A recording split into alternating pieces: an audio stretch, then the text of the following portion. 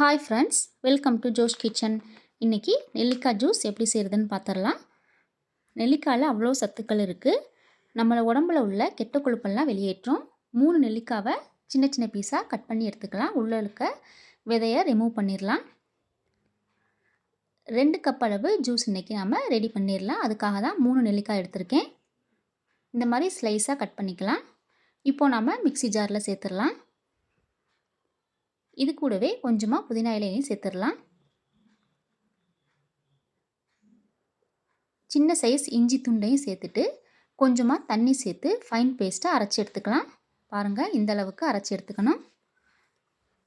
இப்போது நம்ம இதை ஃபில்ட்ரு பண்ணி எடுத்துக்கலாம். இந்த நெல்லிக்காயில் அவ்வளோ சத்துக்கள் இருக்குது.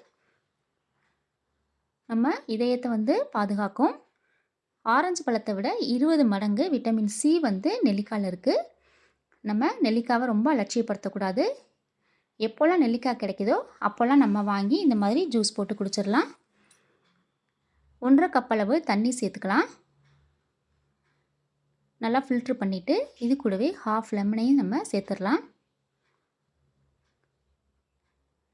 கொஞ்சம் புளிப்பு சுவை இருக்கும். அதுக்காக கொஞ்சம் 3 டேபிள் ஸ்பூன் தேன் சேர்த்துக்கலாம். தேன் இல்லைன்னா நாட்டு சர்க்கரை கூட ஆட் பண்ணிக்கோங்க. நல்லா மிக்ஸ் பண்ணிக்கலாம். காலையில் வெறும் வயிற்றில் குடித்தா ரொம்ப நல்லது. சூப்பராக இருக்கும். நீங்களும் இதை வீட்டில் ட்ரை பண்ணி பாருங்கள் ஃப்ரெண்ட்ஸ். தேங்க்யூ.